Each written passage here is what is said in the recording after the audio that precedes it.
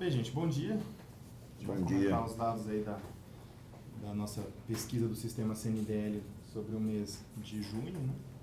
Nós vamos fazer algumas breves considerações aí sobre o cenário aí do varejo, da economia brasileira, até para vocês ficarem a par aí das novidades. Tá bom? Muito bom dia. Esse encontro tem ocorrido mensalmente, para nós é muito importante, que o sistema CNDL consegue ir mostrando uma série histórica de pesquisas que nós temos aí, e nós aproveitamos para agradecer a presença de vocês, da imprensa, de maneira muito carinhosa aqui conosco. Esse ano nós temos tido a oportunidade de vivenciar no Brasil números que não são muito animadores. E hoje estamos aí no segundo semestre já. O senso comum nos fala que quando chega no BR-OBRO,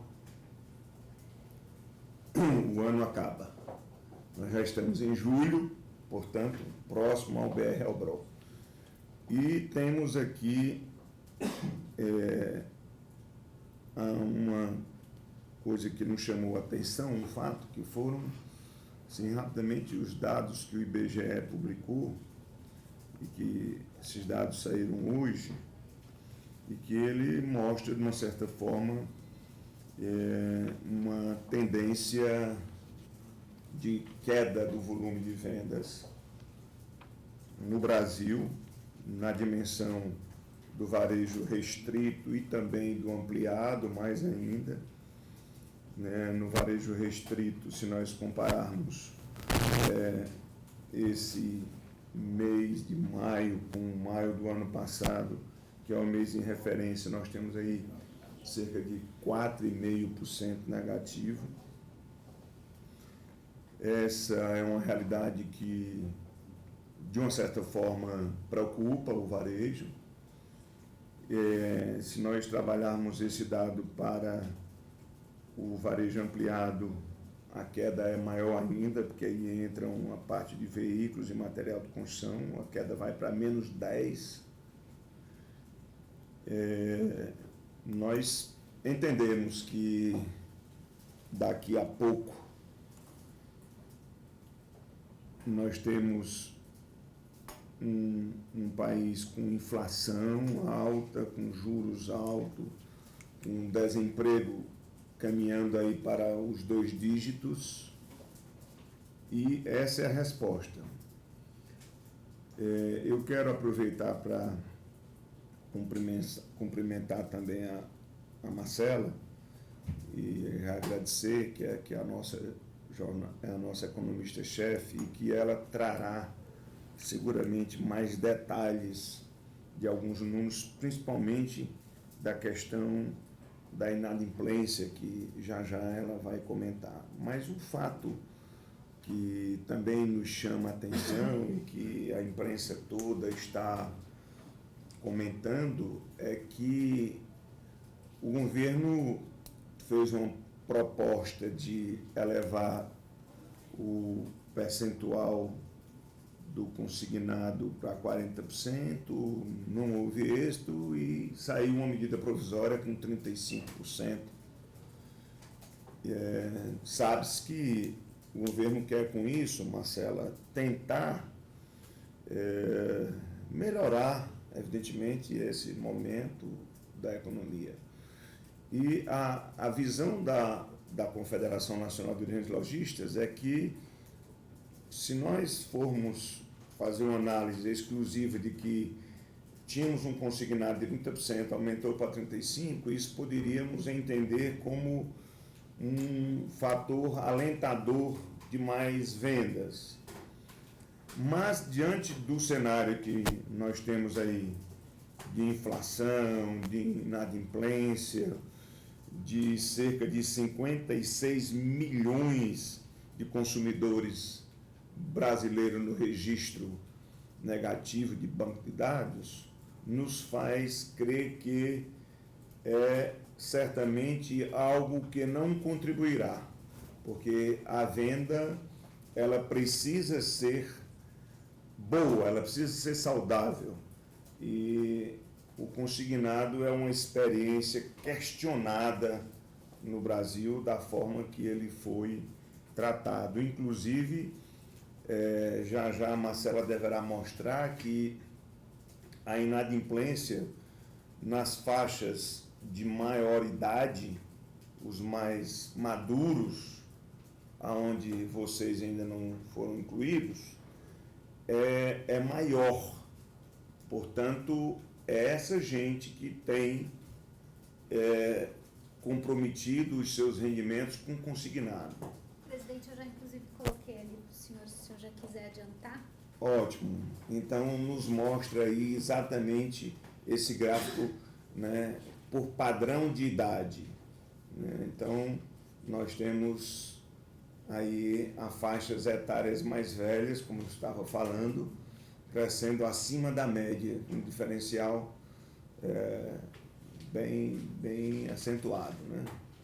Então, e dentro ainda dessa coisa do consignado, e aqui vale a pena um comentário, é que foi designado, pelo que está colocado, um percentual de 5% para uso de pagamento de cartões de crédito. Ora, primeiro é que certamente não solucionará a inadimplência do cartão de crédito, porque o cartão de crédito ele está vinculado aos bancos, e os bancos são credores de aproximadamente 48% dos devedores, dos consumidores devedores. Então, esses 5% certamente não irá resolver. E, de uma certa forma, está reforçando, ou diria, facilitando um setor que é um setor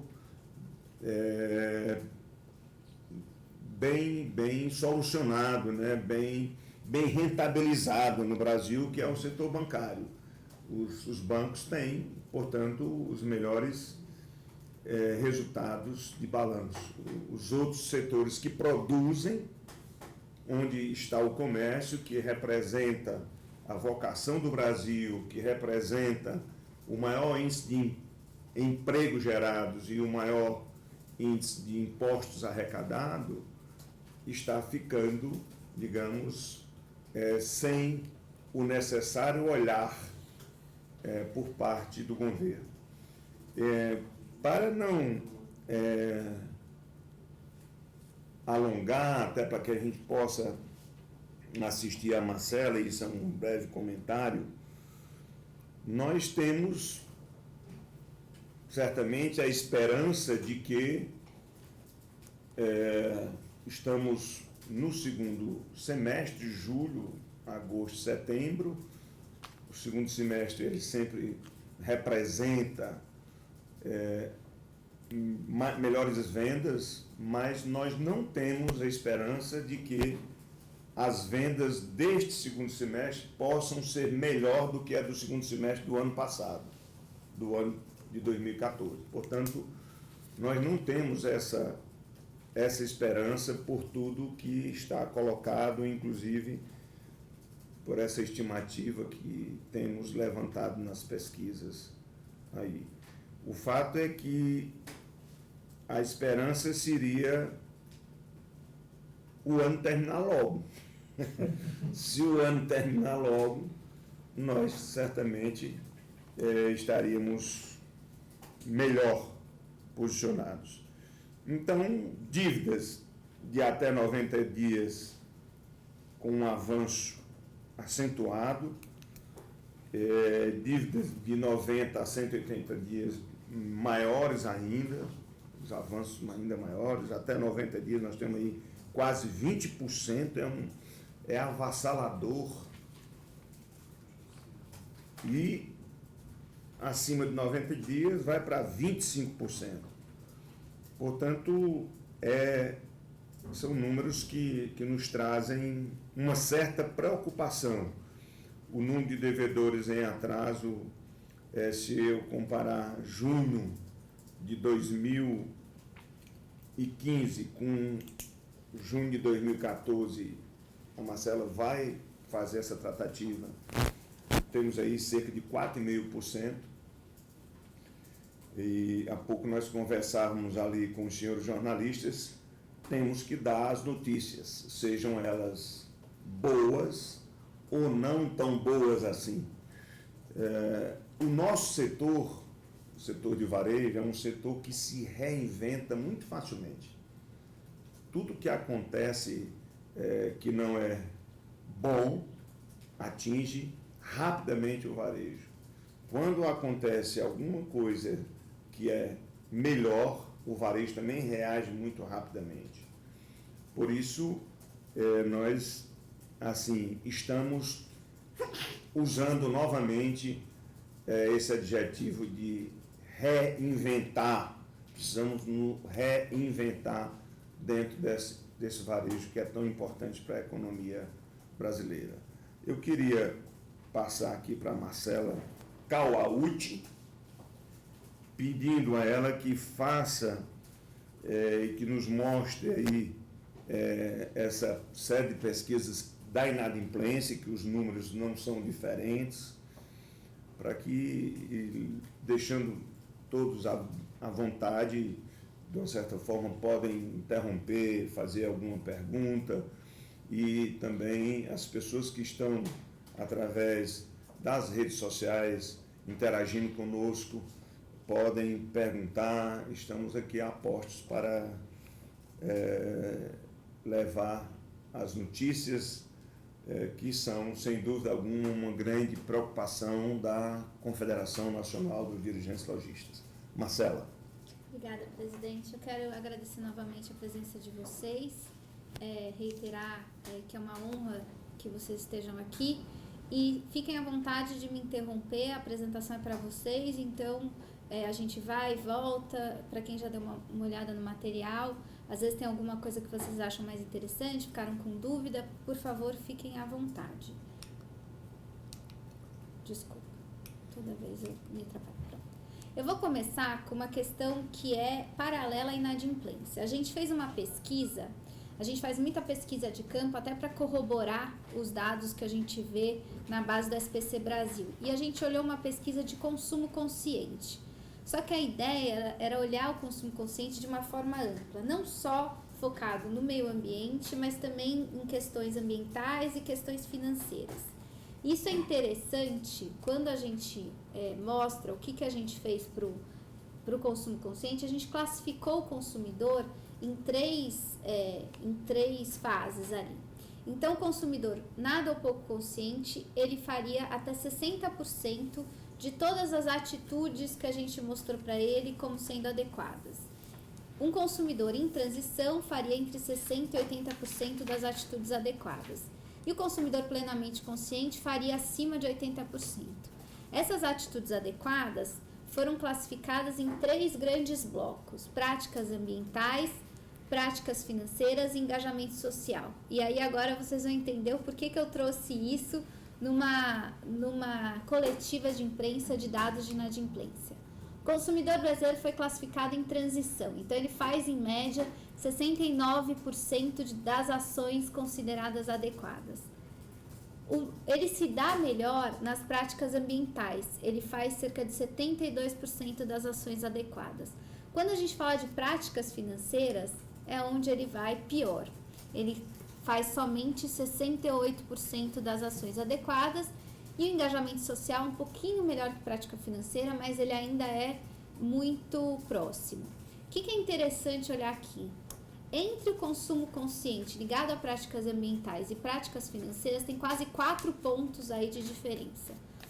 A gente tem sido bombardeado por vários incentivos a melhorar a nossa prática ambiental, mas também a prática financeira está no nosso dia a dia, e o consumidor ainda não conseguiu colocar essa prática nos seus hábitos cotidianos para melhorar a sua situação financeira.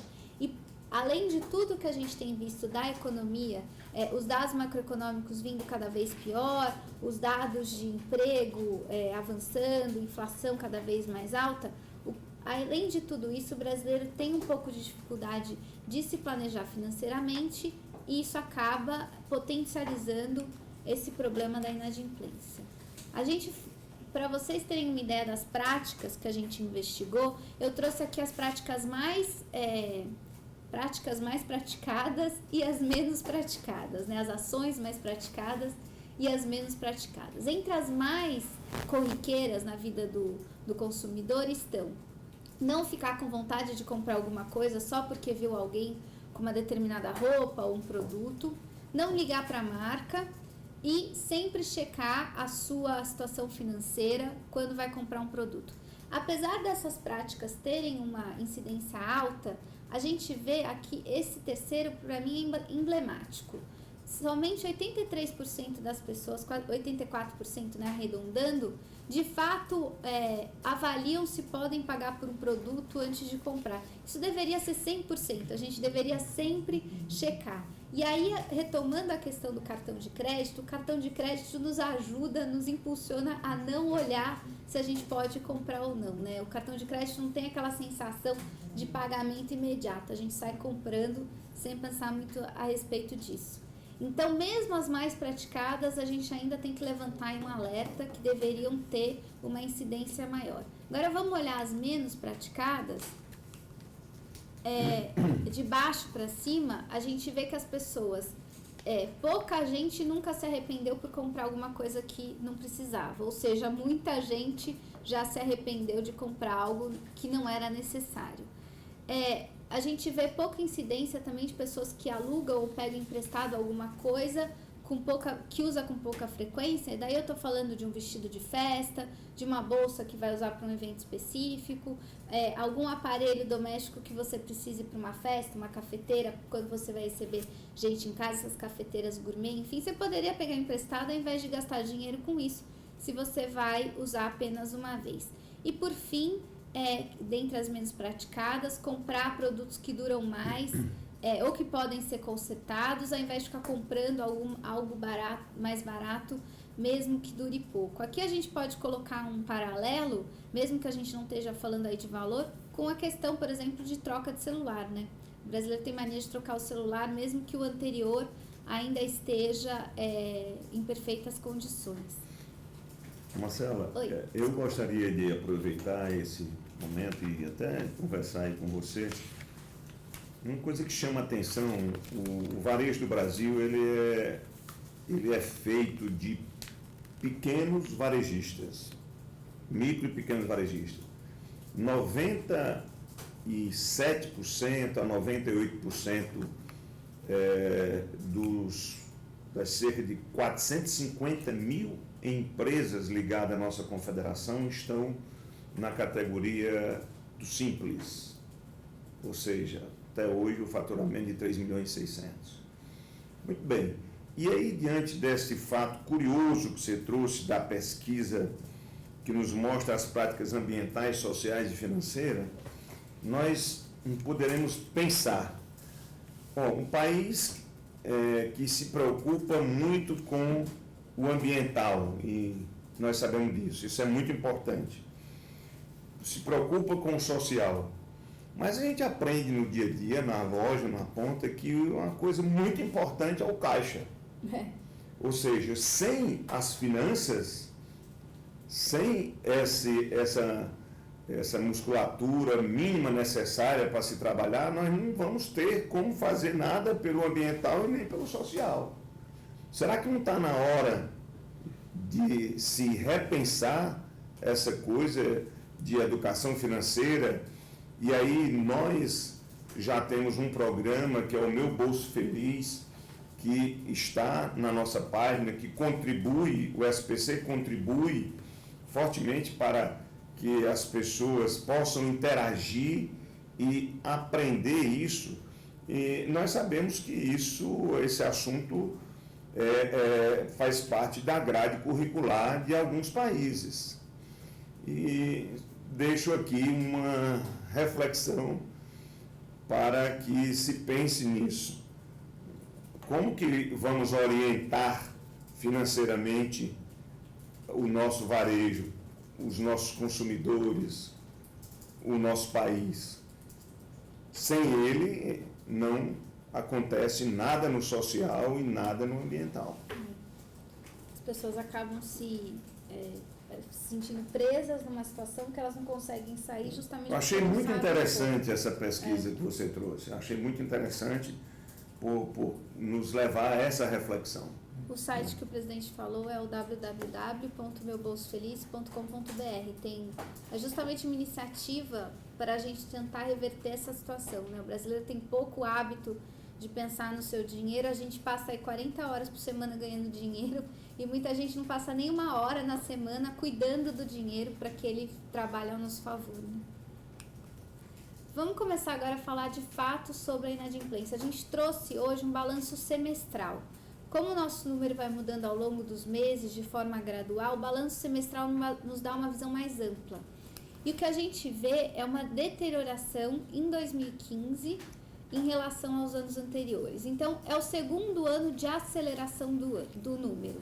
Se em 2013 a gente tinha uma alta semestral no primeiro semestre de 2%, a gente viu isso andar 2 pontos percentuais em 2014 e de novo 2 pontos percentuais, claro que eu estou arredondando aqui, falando de grandes números, em 2015. A gente vê uma aceleração importante das dívidas em atraso quando a gente fala no semestre. Por isso que isso nos dá um panorama bem geral da piora que a gente vê acontecer nesse ano.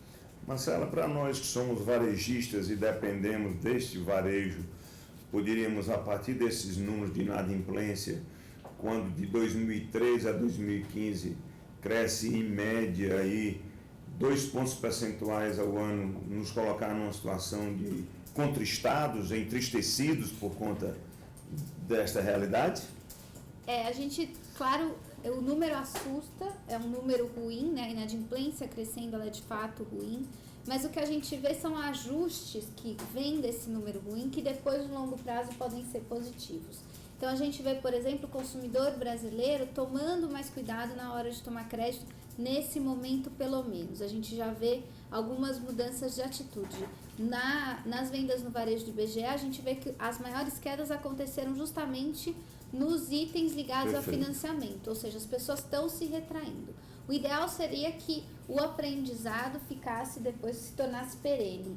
E a gente espera que isso de fato aconteça, mas isso enseja ajustes, claro que o número assusta, mas é aquela história, a gente tem que passar por 2015 de uma maneira mais neutra, ajustando a vida financeira, para que em 2016, enfim, quando a economia começar a voltar, se não no ano que vem, no seguinte, a gente possa sentir essa retomada de uma forma melhor, né?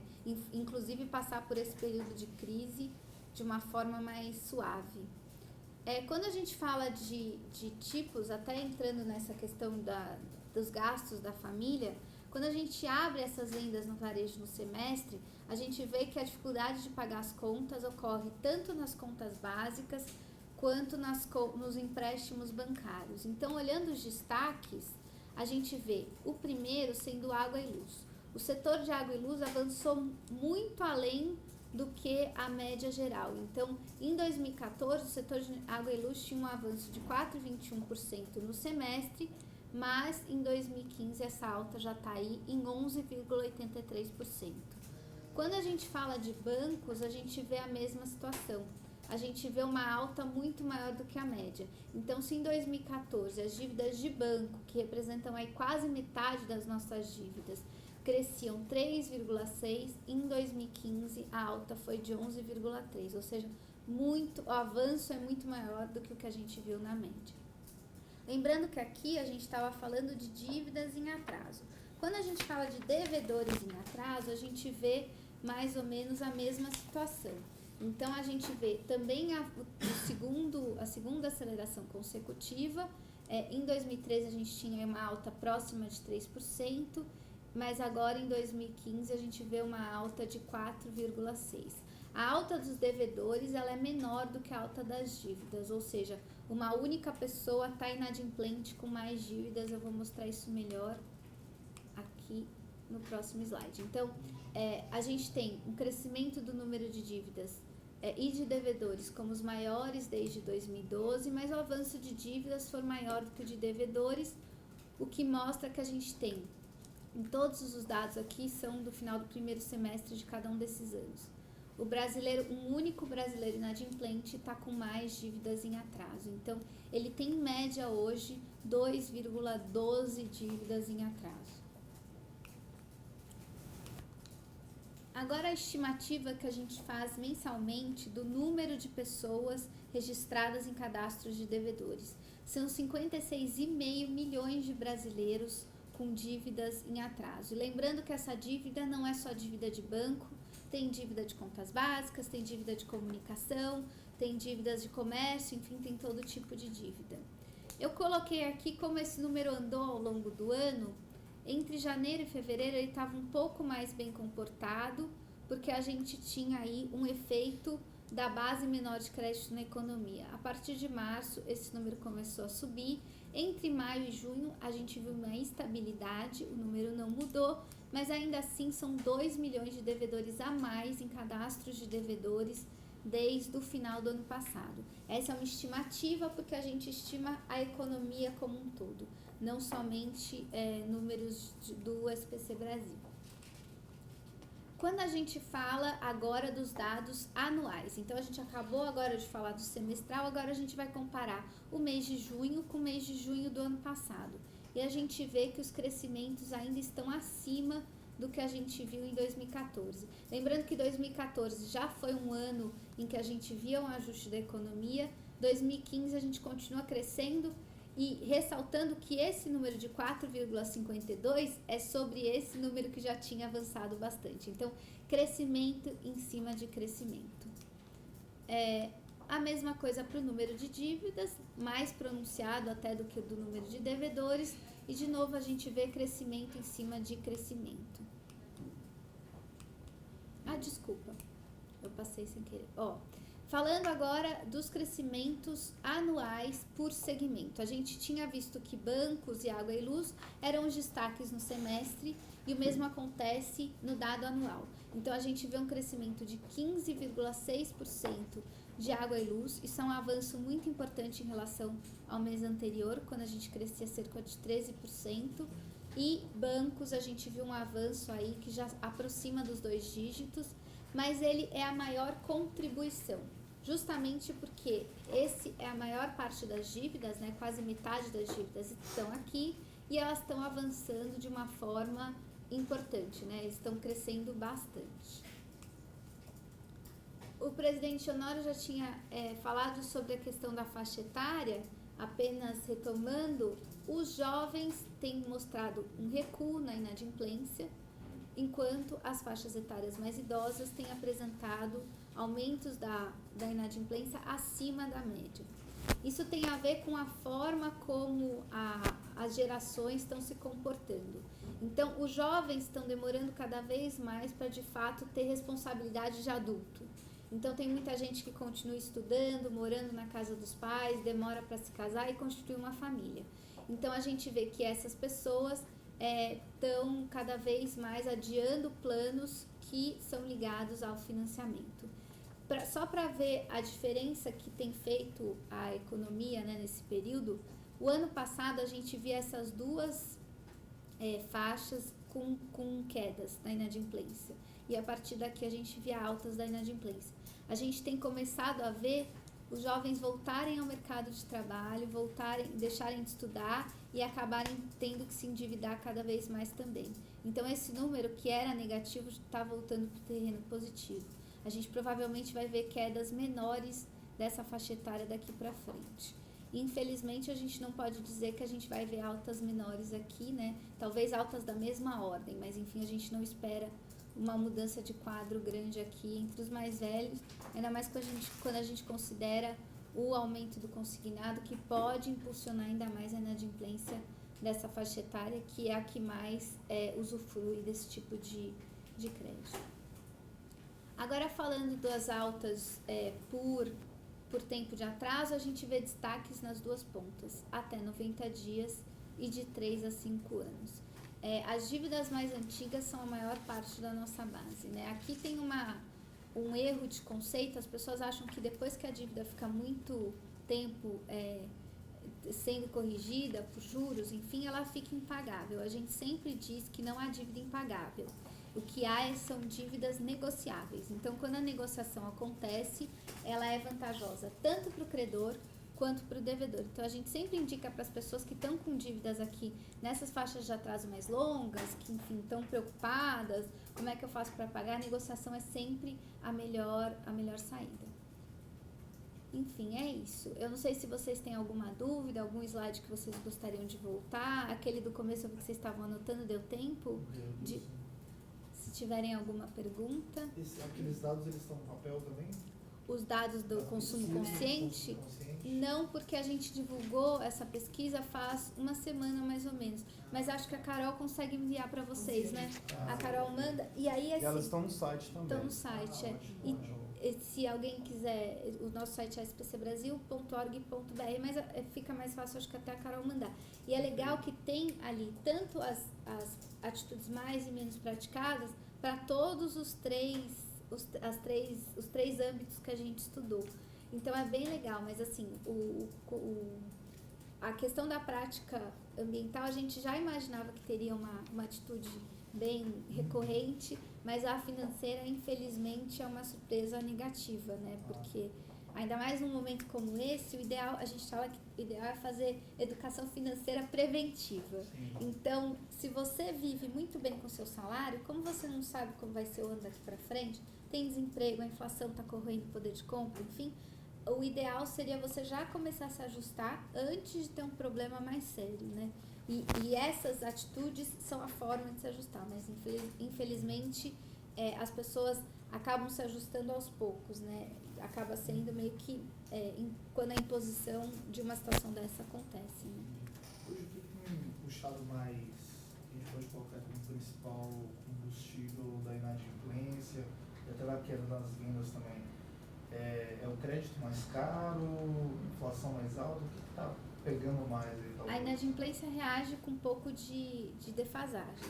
Então, o crédito mais caro ainda não pegou totalmente na inadimplência, porque o crédito subiu mais forte a partir aí do fim do ano passado, né?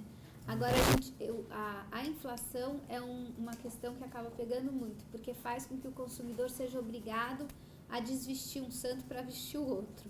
E a composição da inflação é uma composição quase que perversa, porque ela é mais forte em alimentação, habitação e agora a gente viu uma alta forte de remédios também, né?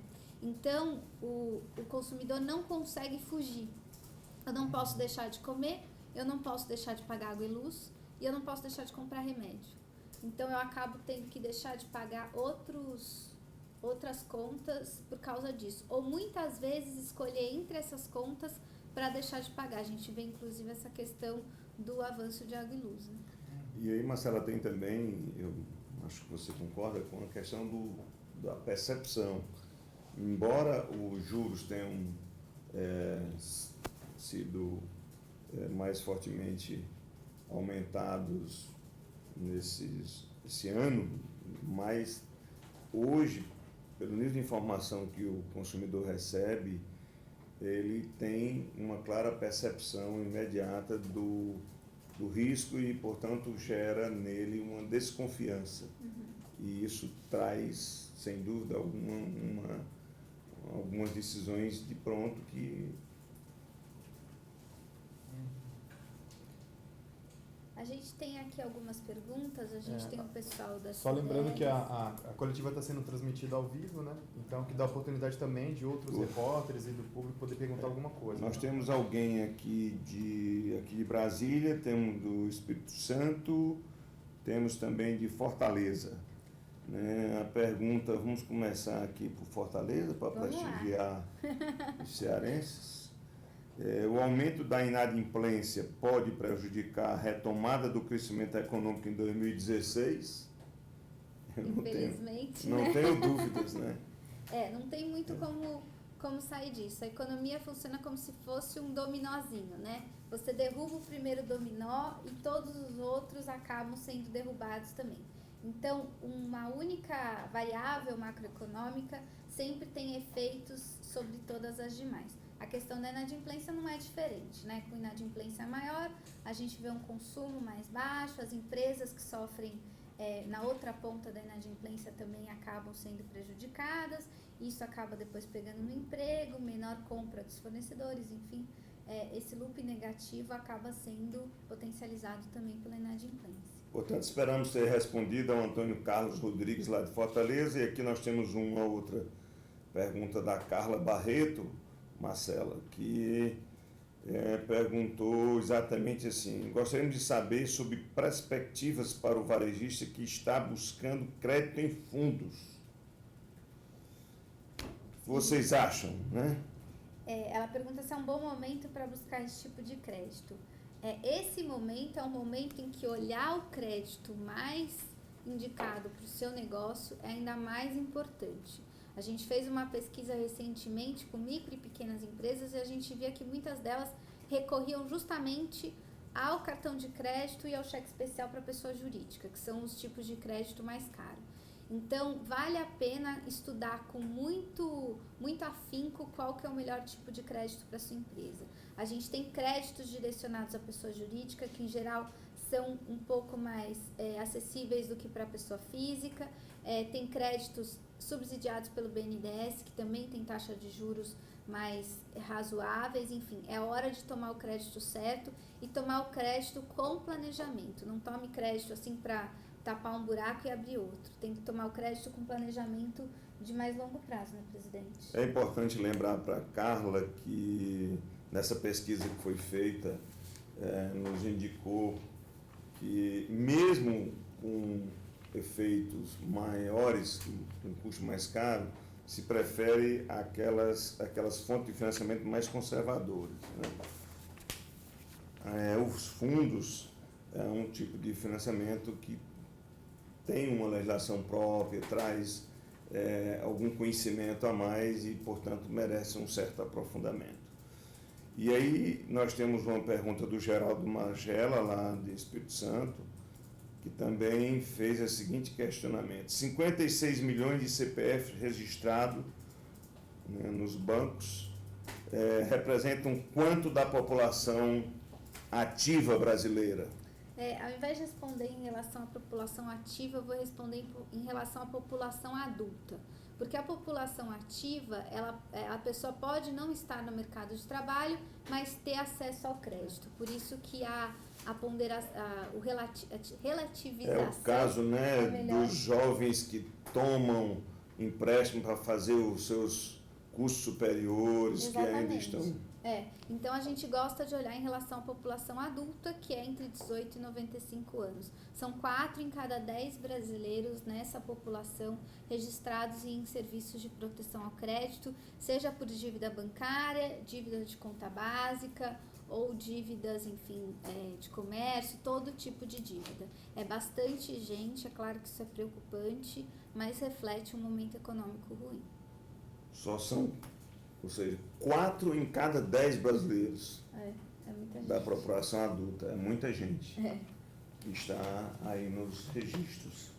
E isso, evidentemente, constrói um fator inibidor para o desenvolvimento, porque se eu estou com o meu nome num registro, eu não estou conseguindo fazer novas compras, não estou conseguindo consumir. Muitas vezes até perde acesso a mercado de trabalho. Certamente. Enfim. Né? Então, tem mais alguma dúvida? Acho que chegou alguma coisa aqui. É um repórter, o Jack de Carvalho, da Band News de Fortaleza, perguntou pelo WhatsApp: qual é o recorde de classe social dos devedores? A gente não tem esse dado aberto por classes sociais, mas a gente infelizmente sabe que a dívida não depende de classe social, porque o planejamento financeiro não está ligado só à educação formal, né? A gente sabe que boa parte das classes mais abastadas tem educação formal por mais anos do que as classes mais humildes. Infelizmente, o que as pesquisas nos mostram é que existe um problema de planejamento financeiro que permeia todas as classes sociais. A gente não tem esse dado aberto, mas nas pesquisas que a gente faz, é claro que a classe C, D e E têm menos margem de manobra. Nesse momento em que o cobertor está curto, eles realmente não têm muito para onde fugir. Mas a falta de planejamento financeiro a gente já percebeu que permeia toda a sociedade. Ok. Tudo bem, gente? Mais alguma pergunta? Tranquilo? Tá ok. Obrigada, viu, por terem vindo. Obrigada a todos aí que acompanharam pela internet também. Nós agradecemos enormemente a você e aos que acompanharam pela internet e vamos continuar trabalhando e construindo esperanças. Vamos lá. Tá bom, gente. Obrigado, viu? Valeu. Então depois manda pra eles. Vocês vão ver que tem bastante coisa.